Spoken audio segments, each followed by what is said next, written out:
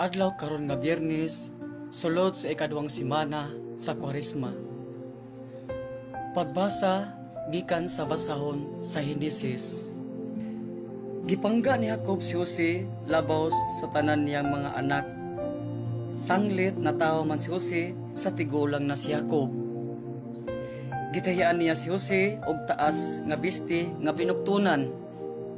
Ug sa nakita sa iyang mga igsuon nga gipangga sa ilang amahan si Jose labaw kanila, naglagot siya kaniya ug masuk-anon kanunay ang ilang sinultihan kaniya. Usa ka adlaw ni ana miadto sa Sikem ang mga igsuon ni Jose aron pagpasibsib sa mga kahayupan sa ilang amahan. Miingon si Jacob kang Jose, "Tua sa Sikem ang imong mga igsuon aron pagpasibsib sa atong kahayupan, pangandam kay paapason ko ikaw kanila."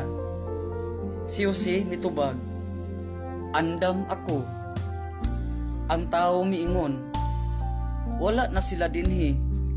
Nadungog ko nga miingon sila nga muadto sila sa dutan. Busa miapa si Jose kanila ug nakaplagan niya sila dito sa dutan. Layo paghani siya, nakakita na kaniya ang iyang mga igsuon. Sa wala pa siya mahiabot kanila, naglaraw sila kung unsa ilang angay buhaton kaniya. Nakahukom sila nga patyon siya. Nag-ingnanay sila, "Ani ana ang tigdamgo. Karon patyon ta siya ug itambog ta ang iyang lawas sa usa sa mga atabay. Ug moingon kita nga gitukob siyag ihalas nga mananap. Tan-awon ta kung matuman ba ang iyang mga damgo."